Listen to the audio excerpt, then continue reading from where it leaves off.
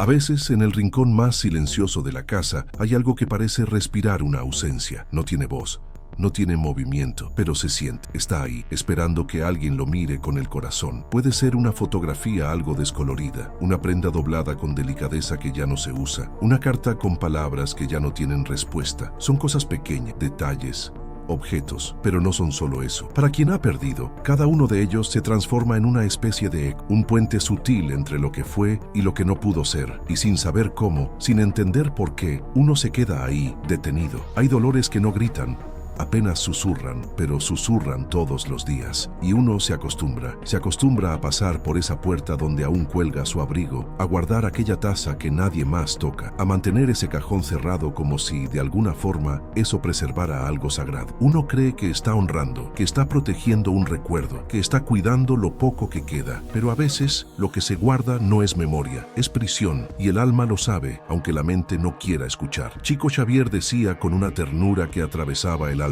ni todo lo que conservamos nos cuida. A veces es lo que nos impide seguir. Él, que tantas veces visitó hogares llenos de luto, sabía mirar más allá de las lágrimas. Sabía que entre el amor y el apego hay una línea fina, invisible, pero poderosa, y que esa línea muchas veces se dibuja sobre cosas materiales, sobre un anillo, sobre una cuna vacía, sobre una ropa que huele a ausencia. En la doctrina espírita aprendemos que todo vibra, todo guarda una huella, que nuestros pensamientos, nuestros sentimientos impregnan la materia, no de forma mágica o mística, sino profundamente humana. Porque cuando algo fue tocado en un momento de dolor extremo, queda marcado, no por la muerte, sino por la emoción que allí quedó suspendida. André Luis, en su obra En los dominios de la mediumnidad, describía cómo ciertos ambientes espirituales permanecían densos, casi inmóviles, por el peso de pensamientos fijados, y muchas veces esos pensamientos estaban atados a objetos guardados con una mezcla de amor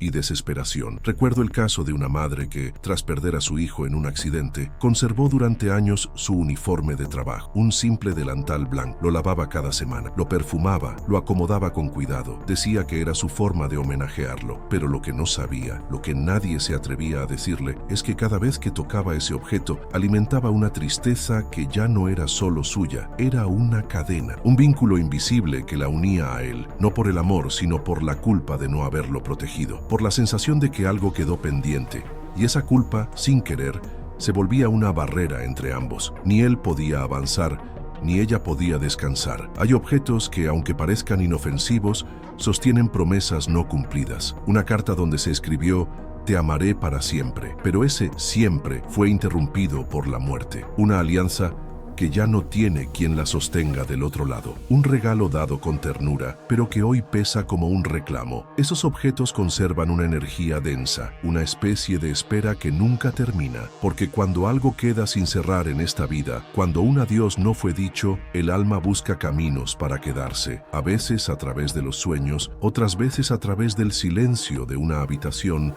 que nadie entra. Y hay algo aún más sutil, más silencioso. Es el uso de estos objetos como una forma de castigo interno. Cuando uno guarda no para recordar, sino para no perdonarse. Cuando esa camisa guardada es el símbolo de todo lo que uno no dijo, de todo lo que no se hizo, del si tan solo hubiera, que duele cada mañana. El duelo, cuando se mezcla con la culpa, busca perpetuarse, porque el dolor se vuelve una forma de permanecer cerca, de no soltar, como si sufrir fuera una prueba de amor. Pero ¿qué decía Chico Xavier sobre esto? Decía que el amor no se mide por cuánto se sufre, sino por cuánto se transforma. Guardar no es malo, lo importante es desde dónde se guarda, si se guarda para mantener viva la luz o para no olvidar la oscuridad. Y esa diferencia, aunque parezca pequeña, define si el objeto es una semilla de paz o una trampa emocional. Muchos espíritus en relatos mediúmnicos reales describen cómo permanecen ligados a ciertos ambientes, no porque no quieran partir, sino porque sienten que aún deben algo, que alguien los espera, que su nombre sigue siendo pronunciado con desesperación, que su foto sigue siendo tocada con llanto, y eso los detiene. No por maldad, no por ignorancia, sino por amor mal comprendido, por apegos que no liberan. El periespíritu, ese cuerpo sutil que conecta al alma con la materia, puede impregnarse profundamente en objetos que fueron testigos de momentos intensos. Una manta usada durante la agonía, un diario lleno de pensamientos no compartidos, un amuleto que fue sostenido en los días finales. No hay nada de malo en tenerlos, pero hay que mirarlos con verdad, preguntarse con el alma, ¿esto me conecta con su luz o con su ausencia? Porque lo que uno repite día tras día se convierte en ritual, y los rituales son poderosos. Ver la misma foto, tocar la misma ropa, mirar la misma carta puede parecer consuelo, pero si no se hace con conciencia, se transforma en repetición del dolor. El cerebro, según la neurociencia, no distingue lo real de lo recordado con fuerza. Cada vez que se revive ese momento, las emociones vuelven a activarse como si estuvieran ocurriendo otra vez.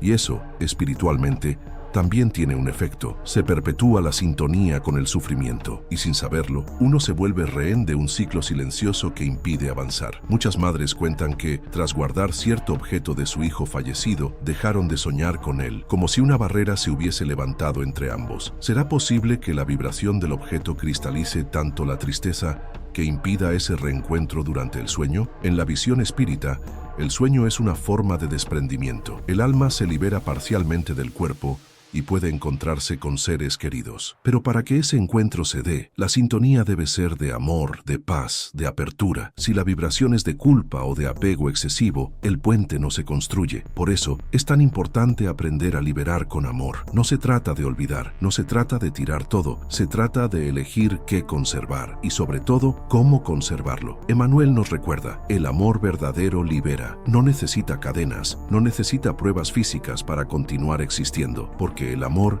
es movimiento, es semilla que da fruto, es recuerdo que se vuelve acción, no prisión. En uno de sus relatos, André Luis narra cómo encontró hogares donde los espíritus seguían viviendo, por así decirlo, porque los vivos aún los mantenían allí, no por invocaciones, no por rituales mágicos, sino por pensamientos fijos, por habitaciones intactas, por cartas leídas cada noche con llanto, por objetos que ya no eran recuerdos, eran anclas. Y esas anclas, aunque nacen del amor, detienen tanto al que partió como al que quedó. Hay entidades espirituales inferiores, obsesores, que se aprovechan de esos vínculos enfermizos, se alimentan de la tristeza que no se suelta, de la culpa que no se sana. Y eso genera un campo vibracional pesado en el hogar, un ambiente denso, donde la luz tiene dificultad para entrar. No es castigo, no es miedo, es ley natural. Donde hay apego, hay estancamiento. Donde hay desapego amoroso, hay liberación. Pero ¿cómo soltar sin sentir que se está traicionando al ser amado? ¿Cómo dejar ir sin apagar la memoria? Existe una práctica espiritual conocida como despedida vibracional. No es un acto frío, no es simplemente regalar o tirar, es un ritual íntimo, amoroso, consciente. Es mirar el objeto, agradecer lo que representa y luego entregarlo con una intención pura. Puede ser donado a alguien que lo necesite, puede ser transformado en algo nuevo, puede ser guardado, pero sin tristeza, con paz. El cerebro, incluso desde la ciencia, necesita un símbolo para aceptar el fin de algo, y el alma necesita un gesto para continuar. Chico Xavier hablaba de la fuerza de las despedidas silenciosas, de esos actos que no hacen ruido, pero que abren caminos de luz, porque cuando uno suelta con amor, no pierde, libera, eleva, sana. Hay un relato hermoso de una madre que después de años guardando la ropa de su hijo, decidió donarla a un hogar infantil. Fue un proceso lento. Lloró al doblar cada prenda, agradeció en voz baja, recordó momentos, risas, palabras que aún le temblaban en la memoria, y cuando entregó esa bolsa, sintió como si algo dentro de ella se abriera. Esa misma semana, soñó con él por primera vez en mucho tiempo. En el sueño él sonreía, no decía nada, pero su sonrisa era un mensaje más claro que cualquier palabra. Gracias, mamá, ahora estamos libres. Ese gesto sencillo se convirtió en oración, en puente, en luz. Porque la caridad no solo ayuda al otro, también libera a quien la practica. Emmanuel enseñaba que la acción vibratoria de la caridad es como una llama que enciende otras. Lo que parecía un peso se transformó en bendición, y lo que era una cadena se convirtió en camino. Es importante entender que toda materia es neutra. Ningún objeto es malo por sí mismo.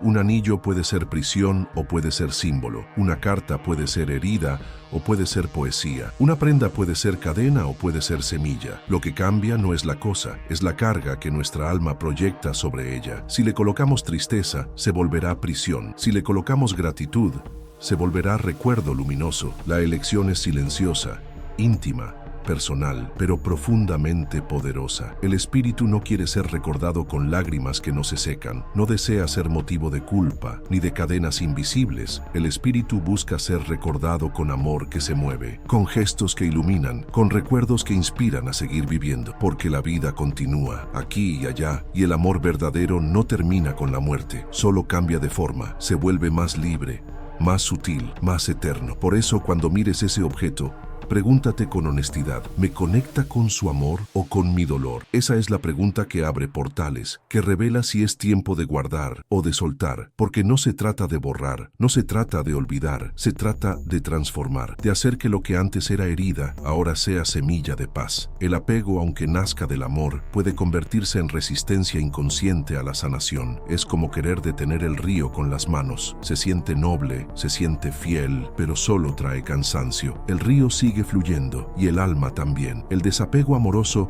no significa frialdad, significa confiar. Confiar en que el vínculo no se rompe, que el amor no se pierde, que el reencuentro es seguro. Como decía Chico Xavier, el reencuentro no es promesa, es certeza. Hay quienes creen que soltar es sinónimo de desamor, que si no guardan, si no lloran, si no se castigan, están traicionando la memoria de quien partió. Pero en realidad es al revés. El amor verdadero no necesita pruebas guardadas en cajones, necesita actos renovados, necesita moverse, necesita multiplicarse, como una vela que al encender otra no se apaga, al contrario, se expande. Imagina un jardín. Si uno guarda una semilla en un frasco oscuro, creyendo que así la protege, la semilla nunca florece, se conserva, sí, pero muerta. En cambio, si esa semilla se planta en la tierra, se expone al sol, al agua, al viento, se transforma en árbol, da sombra, da frutos y permanece viva. Así son los recuerdos, guardados en exceso, mueren en el silencio del dolor, entregados con amor, florecen en vida. Por eso tal vez el gesto más espiritual que uno pueda tener con esos objetos cargados de ausencia sea transformarlos en vida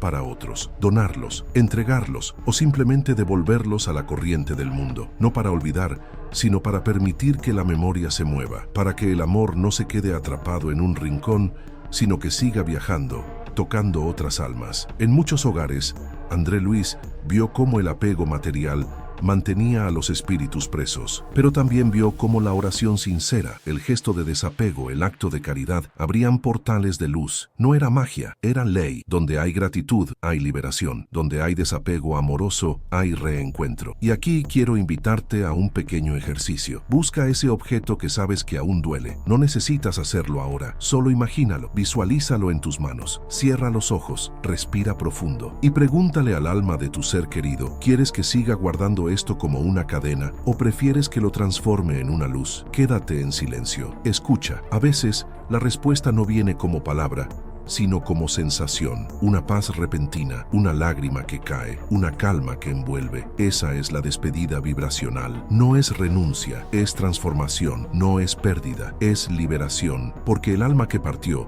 no se mide por las cosas que dejó, sino por el amor que sembró. Y ese amor no cabe en un objeto, cabe en ti, en tu forma de vivir, en tu forma de amar a los que aún están, en tu capacidad de sonreír otra vez, incluso con la herida abierta. Chico Xavier, con su infinita ternura, decía, el amor no necesita de pruebas guardadas, sino de actos renovados. Ese es el llamado, renovar, transformar, continuar, porque el verdadero homenaje no está en un cajón lleno de recuerdos tristes, está en una vida que a pesar del dolor sigue dando frutos de luz. Entonces hoy te dejo esta pregunta, cuando mires ese objeto, ¿a qué sirve realmente? ¿Es memoria de amor o es prisión de dolor? La respuesta no la tienes que dar en voz alta, solo en tu corazón. Y allí, en lo íntimo, sabrás cuál es el siguiente paso. Hoy, solo por hoy, permite que tu alma descanse en la fe. Recuerda que el amor no se pierde, que la ausencia no es final, que el silencio también habla y que tus seres queridos te escuchan, no desde los objetos, sino desde el alma. Si esta reflexión tocó algo dentro de ti, quédate con nosotros en esta comunidad de consuelo y esperanza. Aquí no hay juicios, solo almas que caminan juntas, aprendiendo a soltar sin olvidar,